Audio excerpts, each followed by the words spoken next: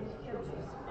Like they do it. They have an after-school program for the kids. And in the summer, they have a bunch of basketball camps and everything like that. And keto, which is keto school program studies, which is something from the Kumani, which is where the Spanish summer is. The Kaiser.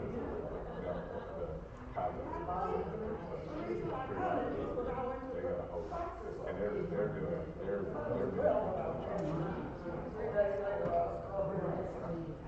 but yeah, they do a lot of medical. That's how I got Rose. She's medical. So she goes, I'm a dermatologist. They tell me to do it. I love it. You ready, sir? Dad said I'll announce you, I guess. Anything special you don't want me to say?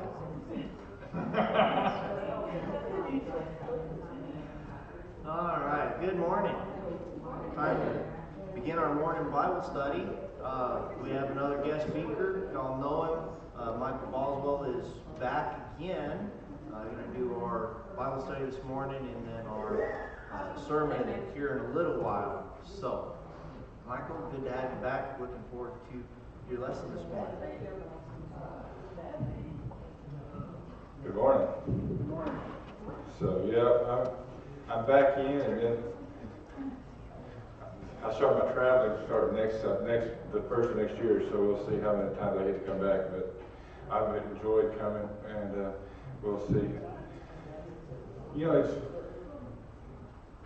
I'm torn between two lessons, so I'm stalling to see how I want to do this. But we're going to go to Hebrews, and we're going to be in chapter 11, y'all. I mean, everybody knows the faith chapter, but during this time of year, during Christmas and everything, it always brings me back to childhood, and I always start reminiscing, and it's that piece of what is it that we believe. You know, we were studying on Wednesday night at the One Oak Church Trust, and about we were made in God's image, and what did that look like, and you know, as far as well, how can we all be made in God's image and all look different? You know, I mean, we kind of dived into that, what that meant, and it meant, you know, or what we came up with kind of is that it, you know, we were made in that image of the giving and the loving and yes, we carry His Spirit inside of us, and we're all made to serve, and we're all made to love, and we're all, you know, we see countless times in the Bible, you know, about the, you know, we're supposed to serve each other as Christ served, and all that, and that's how we become more like Him. And we see in Hebrews 11, it says, now faith is being sure of what we hope for and certain of what we do not see. This is what the ancients were commended for. It always takes me back to even like to Job, you know, and the part that always got me was the devil didn't go looking for Job. You know, I mean, like the devil didn't go and go, you know, God, I want to go and see if I can get Job to turn. It was God that brought him up. He goes, have you seen Job? I mean, when they were talking, I don't know how that all works. I mean, and I struggle sometimes with, I see them as not necessarily conversing. Apparently they conversed in this piece, and he's like, hey, have you seen my guy Job? And the devil's, yeah, but it's because he's blessed. And sometimes I wonder the same thing about us in America, because we don't. I mean, we're probably the most blessed country in the world, in my opinion, or we're up there in the top 3 or 4. You know, I've often made the comment, you know, I give money and everything else, but I've never had to worry about where my next meal is going to come from.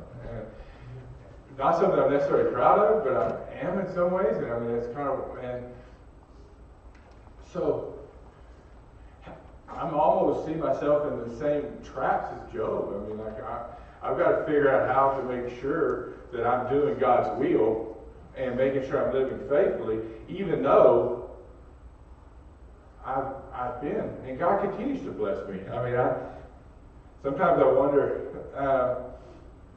given enough, and different things. So we see this faith. It says, I'm in verse 3 now. By faith we understand that the universe was formed at God's command, so that what is seen was not made out of what was visible.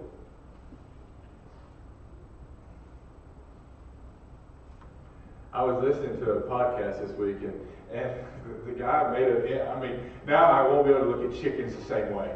But his comment was, if we did this evolution and only the fittest and the strongest and everything else survived, how did the chicken make it? Right?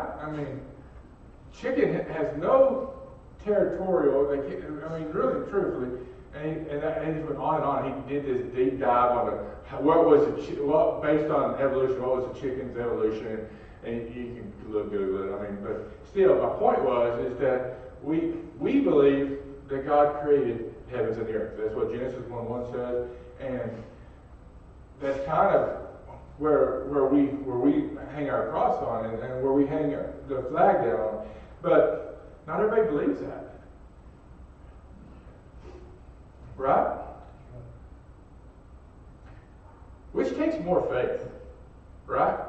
That we came from evolution, or came from basically bacteria, or that God spoke it into existence. Because it says, everything was void and formless, and God said, "Let there be light," and there was light. It was one of those things that we believe. It says, by faith, Abel offered God a better sacrifice than Cain did. By faith, he was commended as righteous man when God spoke well of his offerings, and by faith, he still speaks, even though he is dead. Then he goes, by faith, Enoch, and then we go down to Noah. The part that gets me in verse 7, by faith, Noah, when warned about things he had not seen. So he's out in the middle of the desert, right? Kind of. That's what our picture of it. I don't know what the landscape, but he'd never seen a flood. And God says, you know what, I'm going to flood this earth. I'm going to flood the whole thing. And he starts building this ark that takes 100 years. Okay? It's just like, can't fathom that piece too. I have a hard time doing anything for more than about a year or two. I'm now into, like we talked about last time, I'm now trying to train for a triathlon, and I'm going to do this sprint triathlon. I'm trying to learn, even though I know how to swim, I'm still, 400 meters is a long ways to swim in one without nothing. There's nothing I'm going to be able to grab onto, and I'm going to be out there in the middle of the lake or wherever, and I'm petrified of this piece. But I'm sitting there looking at Noah and swimming, and 100 years he just built this ark with really no help, and all because God said, and some people will tell you that it hadn't even rained on the earth at this point. We're still dealing with the water, the earth being watered by mist and all this type of deal, and I don't know. The Bible doesn't come out and just say there's never been rain on the earth, but Noah, there was some stuff that Noah took because he had not seen, it says. Could have been that they're talking about the flood. It could have been that God was commending him because he didn't even know what rain was, and God said, I'm going to make a rain come on this earth. It's going to be so bad it's going to flood the earth.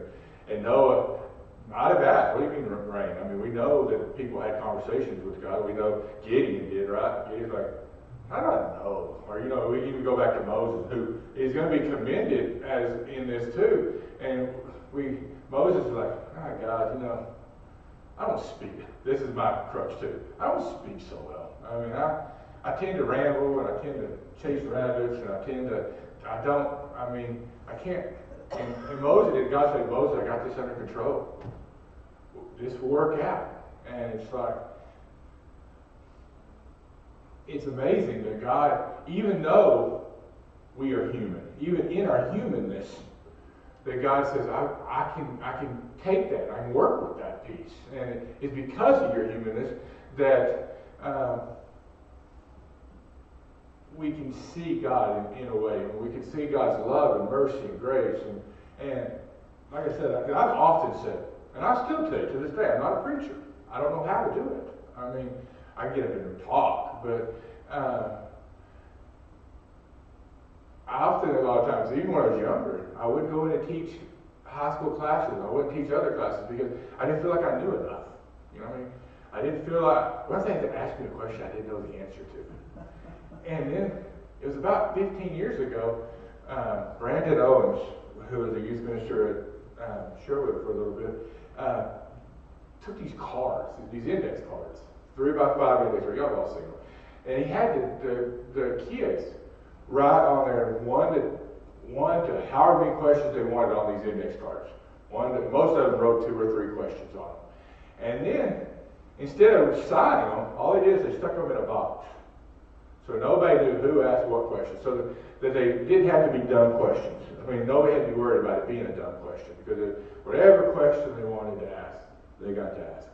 And so then there was a stack of cards, about 40 cards. And, because they did this. The kids would ask them for like 3 weeks. So it wasn't, and then as teachers, you went in there, you kind of knew what the question was because you read the cards and you were like, well, I answered that question. Put down the back. You know, we ended up getting through them all, but you wanted to be one of the first teachers in there, so you got some of the easier questions, you know. I mean, where was God at the beginning? And that was one of the questions. Is creation real? I mean, there was some that, but some of them were, which was my question when I was growing up. Where were the dinosaurs? I mean, truthfully, I tell the kids all the time, there are no dumb questions because we just got to get to the answer. We got to get in the Bible and figure them out. Because I'll be honest with you, up until I was 30, I questioned everything about the Bible because I didn't understand I knew that the science showed us that there were dinosaurs on the earth, and I couldn't figure out where the dinosaurs were in the Bible. And I tell that to the high school kids to this day. I'm like, ask the question. Because it took being at a conference at Six and Jackson, they brought in a dinosaur expert, and he explained, you know, he walked through Job toward the end where you see Leviathan and everything else. And he explained that, you know, the word dinosaur wasn't even coined. And we didn't even have the word dinosaur in any vocabulary until the 1800s. Well, the Bible was written at 400. So how is the word dinosaur going to be in a Bible that's wrote 1,200, 1,300 years before? I mean, when they did the canon and put it all together, there was no translation for dinosaur. I mean, like if you read Job, you look at the Leviathan and all that, look at the notes, it's talking about, well, maybe a crocodile. It's not a crocodile. You look at the legs, you look at the description of them. Those are dinosaurs they're talking about. When God says, where were you when I did this? Or where were you when I, you know, who can string up the Leviathan? You know, it breathes fire. You know, in top doing this, all that those images of dinosaurs and stuff. And then he talked about how the dinosaurs could have been on the ark, because first off, he showed us how big it was. I mean, like by boxcars and everything else. I want to say, and I'm talking off the top of my head, there's like 400 boxcars could fit in that ark. Like it was huge. And then he talked about that it could have been babies, because babies aren't trying to reproduce everything. So maybe God caused babies. That's what we put on the ark. So that for that basically year, they were all juveniles basically. So they're smaller dinosaurs. They're not the big velociraptor, all that stuff. So they could have been on there. And then we talked about, you know, the fact that it could have been. But my piece is that answered that piece to me, to better than what I was always taught growing up. Well, how do we know that when it says it was morning and night, that was just one day? Because a day is like 1,000 years to God, and they were trying to say that the way that it could have been, you know, thousands of years. It just didn't fit for me. And so we did those questions, and that's what got me out of the show, because I realized that the Bible is not something to be scared about. This faith that we're talking about here, that Noah had, he didn't have all the answers. Moses didn't have all the. Moses did not realize that he was fixing to have to take on all of Egypt. He did, because God was telling him, I want you to go back and set my people free. But and even Moses, even when God told him that, was like, why don't you pick somebody else? I mean, you know, it's the same thing that I always get a kick out of Gideon. You know, like Gideon, we talked about it last time. Gideon was like, do you realize who I am, God? I mean, like my clan is the smallest of Israel. I mean, it's the smallest one. There's 11 others that are better. well, 10, I guess, because you don't want the errands, but whatever you want to do. And then you sit there and he goes, and on top of that, out of all those, my clan is already the smallest, mine is the smallest family. I'm like the least of the least. I mean, like, you're picking from the bottom of the barrel here. There's better people. There's stronger people. There's better families. It's got better resources. God said, no, you're the one I want. Same thing he told Moses, you know. Moses is like, there's people that talk way better than me. There's people that know how to be in front of, you know, be a leader. And God took Moses, and he led, rough estimates, 7 million people out of Egypt. Now, probably on the low side. And he took them out, and he took them into the wilderness, and then he had to deal with them griping all the time. Remember, 30, they get barely out of Egypt. He just caused the water to part and everything. And I say God, but he raised his hand, he did what God told him. The water parts, and the people walk across there, and then he closes it and kills all the Egyptians and everything. They go 30 little ways. They're like, well, what to do? Bring us out here just to dry? To die of thirst? Where are we going to drink? We're out in the middle of the desert. And God provides for them. And Moses, the whole time, is the guy that told God, I'm not the right person. Same thing I think we do today. Right? When somebody asks us to hey, will you help with VBS? Kids. I don't really want to deal with. I don't want to deal with 3 and 4-year-olds, but you know they're awful clingy. Their hand. My wife can attest to this. Kids when they're real little are my kryptonite because their hands are always dirty. And the thing about kids, they always want to be hugging you and touching you, and it drives me because I hate to be dirty. Like she's shaking her head. She knows. I probably didn't even like our own kids until they got to about 5 or 6 when they quit trying to touch me with their dirty hands. But I mean, the peace that I get though is that you sit there and we still do that today to God, right? Because I believe, personally, that when anybody asks us to do things in the church, that was put on their heart by God. Now, I don't say yes to everything, but I try to say yes to 99% of the time, because I feel like that's God leading me down that path. They wanted me because, for some unforeseen reason, you know, type deal. I'll still promise you there's better people, but I'm willing to give it a shot because I see these people of faith that sit there and God says it was committed to him for righteousness because he did what I told him. He did what I asked. It could be with Abraham, you know, the Ur of Chaldees, and he said, I want you to go. And he says, okay. And he just goes. I mean, I would have been like, okay, so, like, where do you want me to go? You want me to go like east, or do you want me to go like west, or, you know, the stuff is better over, you know, God, you don't want me to go north, right? Because north is cold. Please don't send me north, you know, type deal. And I see, I didn't know this until I started doing some research on it, but they're saying now through excavations and stuff like that, that what Abraham left, his house probably had running water of some sort, had a bathroom of some sort. I mean, not like what we have today, but some kind of, like, he left that to be a nomad, to just live out in a tent the rest of his life. So he left comfort to go to the land God told him that his ancestors were going to be at. This is what it says in verse 9. By faith, Abraham, when called to go to a place he would later receive as his inheritance, obeyed and went, even though he did not know where he was going. By faith, he made his home in the promised land. Like a stranger in a foreign country, he lived in tents. I mean, it's one of those things that just fascinates me that, one, that he was willing, because if somebody told me to give up my comforts and go live in tents, I don't know. I mean,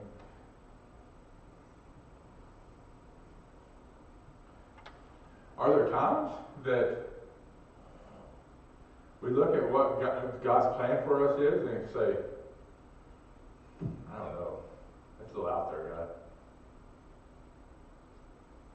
We continually struggle between the idea of faith and knowledge, and faith and understanding.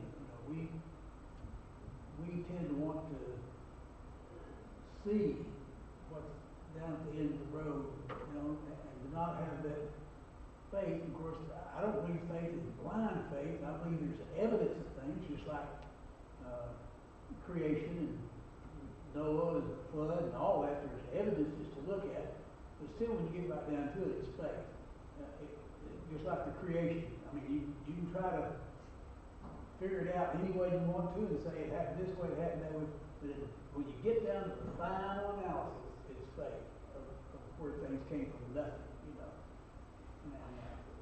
And I 100% agree. And sometimes I rationalize when people want me to do stuff and go, well, that's not really from God, that's just, or, and the more I've studied the science and stuff, I've watched videos, and if it has to do with creation, I'll watch it. Truthfully, on either side, I want to know both sides of the argument, but to figure out, like, if you look at just a cell, and we got 1 trillion of them in our bodies right now, but just one cell, and you look at the proteins and stuff that has to go in to make that cell operate, there's the way it was formed, it couldn't have happened by evolution because both parts had to be there at the same time. And the chances of both proteins being exactly where it needed to be so they could form the cell, and then on top of it, multiply to 1 trillion, it's just astronomically impossible.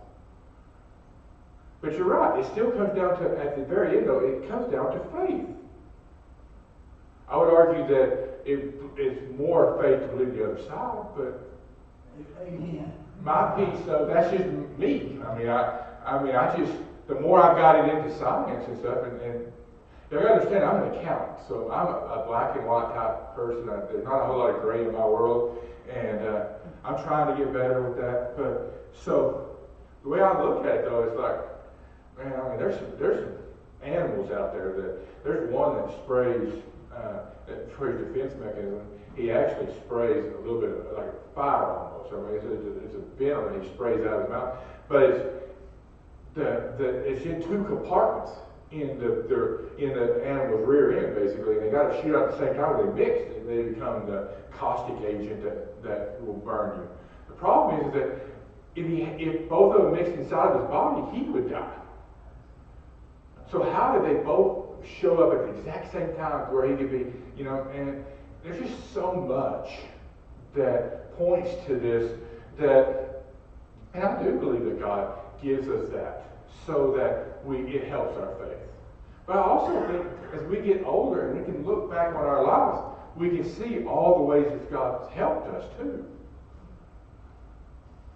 I can remember being frustrated. I prayed to God I wanted this one job, and I really wanted it bad.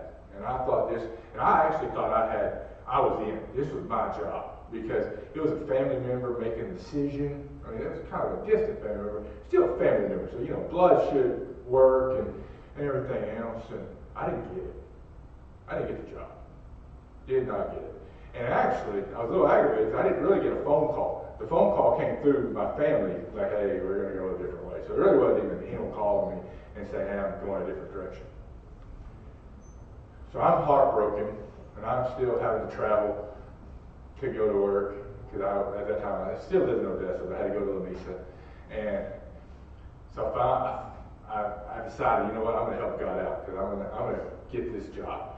So I go to this one job, and I hated it. It was the most boring job I've ever been at. And I scrolled to the end of the internet, because I didn't have enough work to keep me busy. And but what I learned was how you make a heater treater. I learned how you made a vessel. I learned how you made a separator. I learned all this oil field technology and all these oil field processes. Well, after about 4 months, I was just done. So I went back to my job, and so now I'm back to traveling to La Mesa. Out of the blue, like 2 years later, I get a phone call. Hey, we need you to come back. Try to interview. Are you still interested? I'm like, well, still hurt, you know. And I go back in, I get the job, and it turns into a 7-year job that I did. But I promise you, I would not have been successful if I had not had that 3 months of misery that I had to learn all that. Because when they started talking about the treaters and they talked about the separator, I understood what we were dealing with. I understood it. I could go out there on a pipeline. I could see and understand how we laid that pipeline. And so I was a better accountant because I could help them with their bids and stuff at that point. That's what they loved about me. But when I was going through it wasn't very much fun. And I'm sure we all have those stories where we can look back and we say, wow, God, I see it now. But God's commending these guys here because even though they didn't see it, they still had the faith to go, you know what, I'll go where you want me to go, God. You know, and Abraham, we know Abraham's story, right? I mean, Abraham wasn't like the most, I mean, he was credited as righteous, but he made a few mistakes, right? I mean, he twice gave his wife away and told the Pharaoh, hey, she's just my sister, you know? I mean, but then we see him, you know, when Lot's there, Lot goes, you know what, I like Sodom. This area over here, it's got Sodom and Gomorrah, it's greener, and Abraham goes, okay, we'll take this side. And he goes out there, and then it turns out to be the better of the two. I mean, and we see Abraham's faith, and the whole time, God is telling Abraham, I got you, you know, I mean, and then we go further, we see Joseph, and we see it goes to Jacob, and, you know, Joseph, and, you know, I mean, he could have been excited about getting sold into captivity, and then on top of that, a few years in, now he's in jail for something he didn't do. And he's sitting there going, God, I mean, is this really the plan? I mean, this is your idea where I need to be right here, right? And you can't, I mean, me personally, I gotta believe that there was times in that jail cell that he's questioned what his purpose was and everything else. But we see at the same time that he was always, when he gets out, you know, he does things, and when his brothers come back, he didn't hold a grudge. He's like, you know, you wanted it for bad. You were mad. You wanted me out of here. But God wanted it for good. And he even consoled his brothers. And then that's how they got, you know, like Goshen and all this. And we see that throughout this Bible, that even though the person may not have always been 100% in the right, God's plan was worked through broken people. You know, even though we fall down, or even though, you know, I know we talked about last time going to Ecuador. There's days in Ecuador when it's hot and you're dehydrated and you're tired and you're like, can this day end? I mean, can we just shut the medical mission down? This, and then you see that person, you see the face, and you see the light in their eyes, and the sincere gratitude they are that you're just taking the time to hold them and to show them love and to treat what they need. I mean, yeah, granted, there's some in there that just want the medicines to sell and that type of deal, but my piece is that we as God's children are not commanded to be perfect, but we're commanded to get out of our comfort zone, in my opinion. We're commanded to step out in faith and understand that, you know, that God's going to lead us in the right spot as long as we're asking for guidance and we're asking for, you know, His way. Some of our biggest failures can turn into some of our biggest triumphs.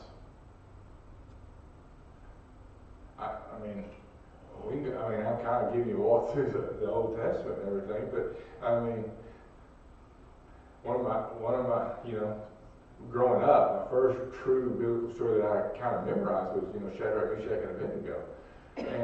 But before that, you got, you know, Daniel, you got all of them, and they're probably 15 years old, 15, maybe 20. I mean, that range. And they get hauled off to Babylon purely because they were good-looking young men. You know, they took the best of the young men. So these were probably influential and well groomed, so their families, I'm assuming, were affluent. I mean, and now they get hauled off just because of their looks, and they get put in this land, and the king says, you know what, you can have the best of the meat, you can have the best of the wine, I'm going to feed you, I'm going to treat you like royalty. And they're like, you know what, no, because we know it's been sacrificed to idols, we just give us the vegetables. And we remember the story, their guy, the guard, like, I can't do that, because when you fall behind all them other guys, you start looking lean, and you start looking like you haven't ate, because then the king's going to kill me. I mean, and we know the story. Daniel says, give us a week. And he gives them a week, and the rest is history. And we know how they were better and more, they were wiser and looked more full. I mean, they looked better. These are 20-year-olds, 15-year-olds. I mean, that were grounded in their faith and understood that, you know what, God's way is the best way.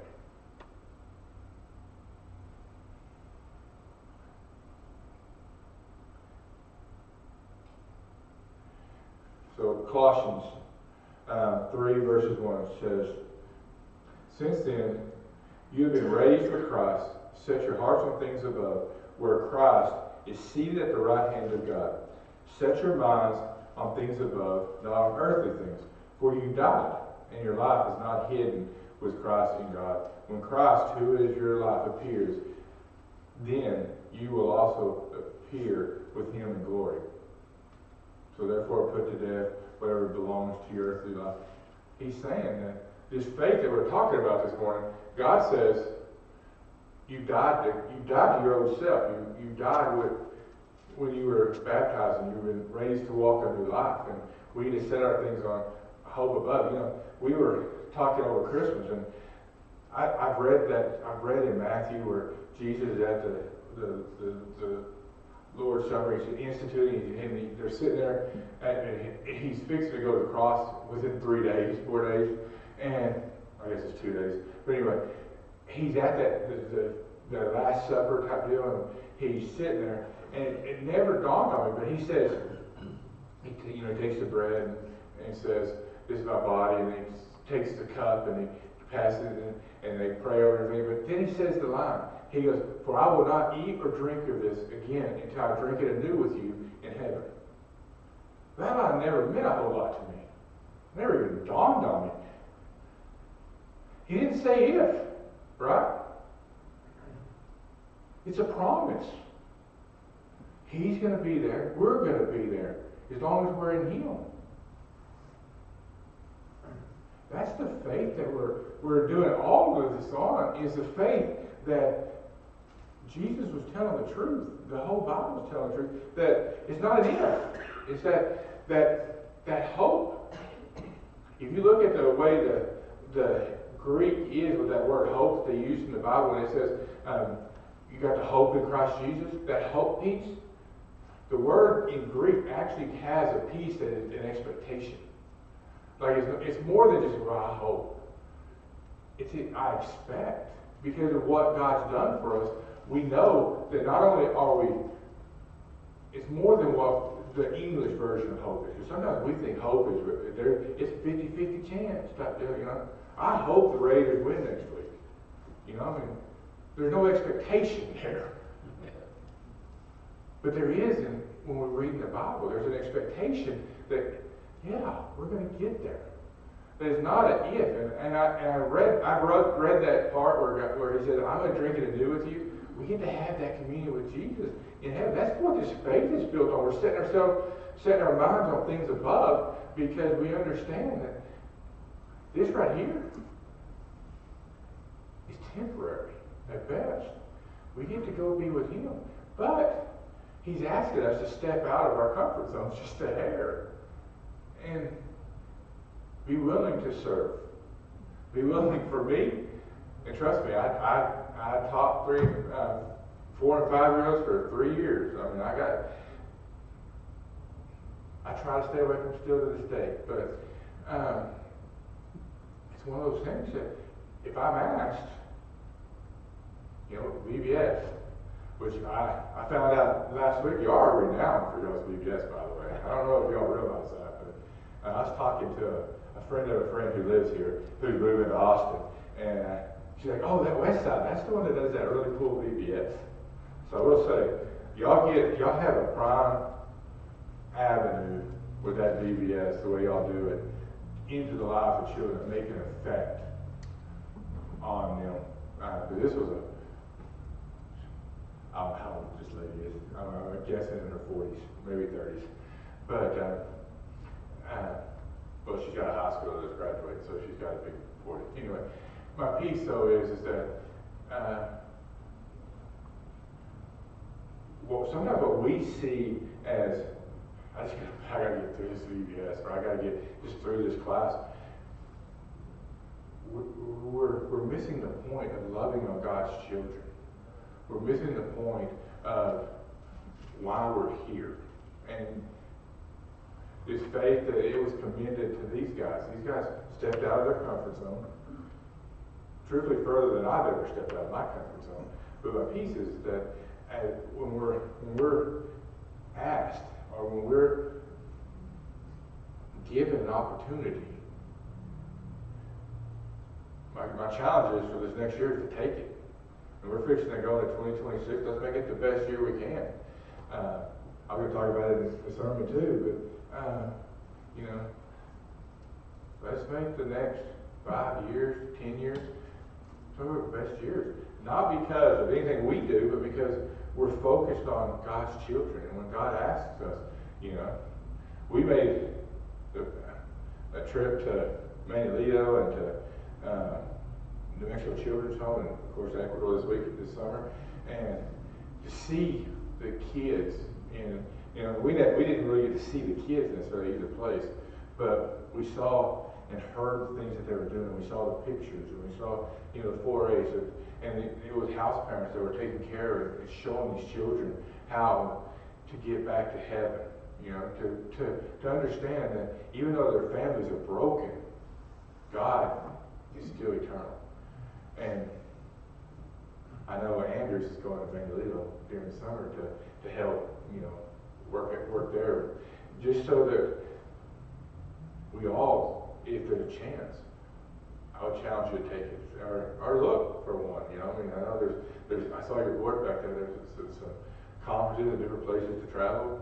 You got time? I would suggest go, because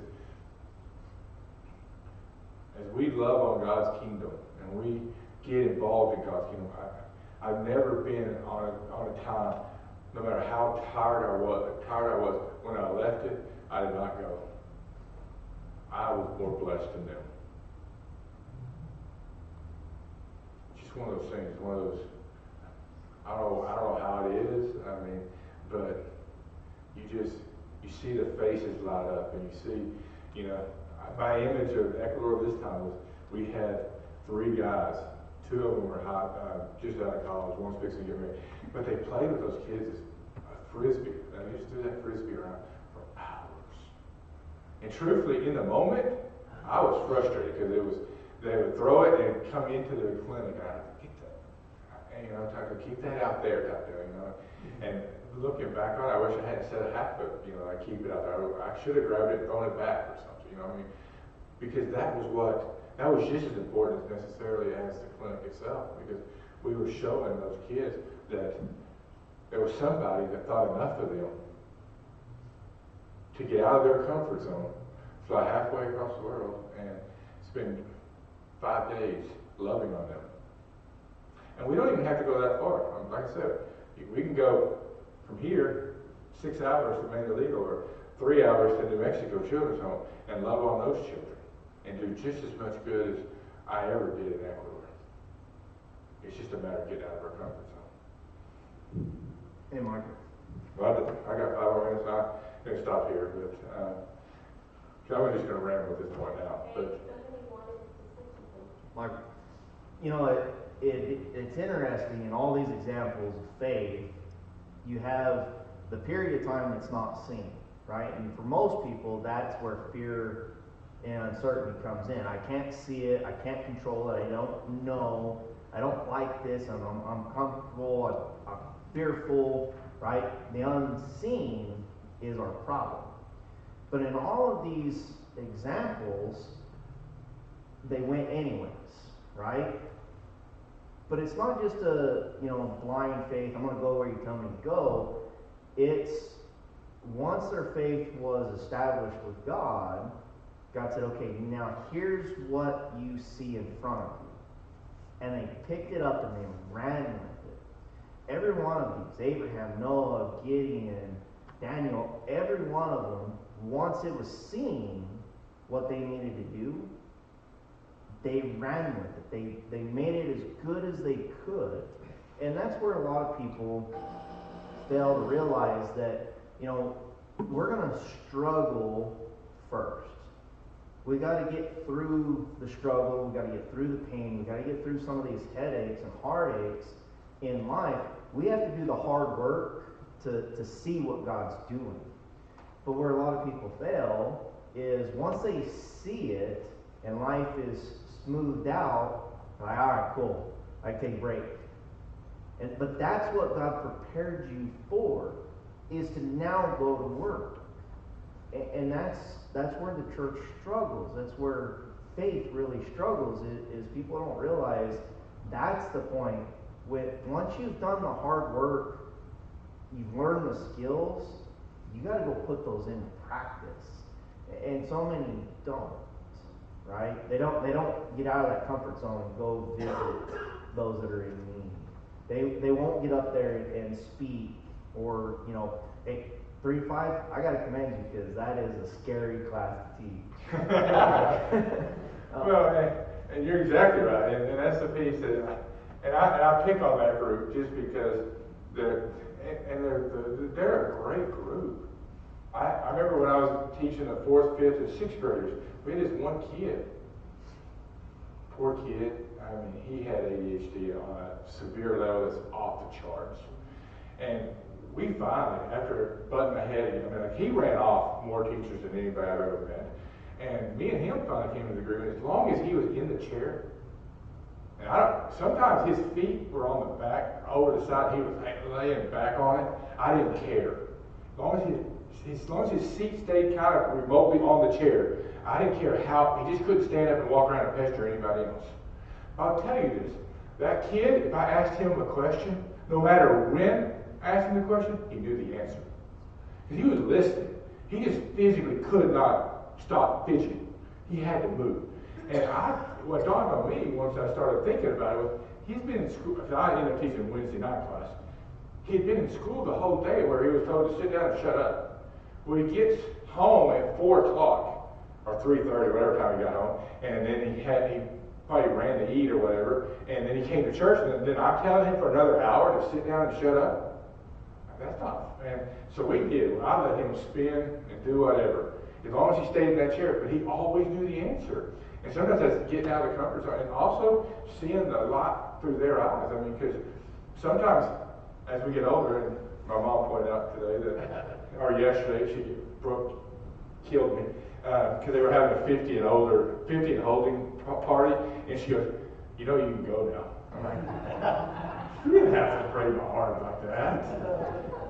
And but we want it to always be like it was, and sometimes it's, even as we get older, is understanding that where they are now and all the devices they have and all the videos that they have, and we give them grief about their phones, but we're the ones that, as my generation allowed our kids to be on it, and the next generation's on it even more. And so my piece is that, we gotta get out of our comfort zone. We gotta meet them where they're at. Exactly. We gotta, once we get through the struggle, and I don't know that we ever stop, but we need to make sure that in all things we're remembering why we're here, why we have this faith. It's not just for us, it's so that we can share it. And so that we can set our minds on things above, we can run the race, and we can finish it, as Paul said. He said, I've run the race and I've finished it. Now it's time to get my reward, time to. That peace is that even if I'm hoping when I'm 60, I'm still, doing the same thing. Willing to go into a high school class and talk to them on their level and share my faith and why I believe with passion. Because to me, they're not stories. They're not. They're a historical document. This is what actually happened. Not stories to me. I try to fathom, I can't to a point, but I try to rationalize. Shadrach, Meshach, and Abednego, they're probably in their mid-20s at this point, and they're willing to go, you know what, King, I don't care. And you know what? If you throw me in that flame, I'm probably going to die. But just know this, that my God can save you. And I'm not afraid of that fire. And they go in there, and they get to walk out. But that's not to me, that's not the story. The story was the sentence before that when he goes to the king, goes, King, listen here. You're going to throw me in there, and I probably will die. But I promise you, my God can save you. The thing that has to be about that story is God was in there with them. He was. But they didn't know that when they were declaring that statement. They had no clue that God was going to show up and take them through that fire. They probably thought, you know what, I'm fixing to get to go see God. Get off this planet, type deal. Maybe that's what I don't know what they're going through their mind, but they had the temerity and the knowledge and the faith in God. The same thing that we got today, because they got to be more than stories. They're actual events, and these people live them, and we have that same ability today. Thank y'all. Thank you.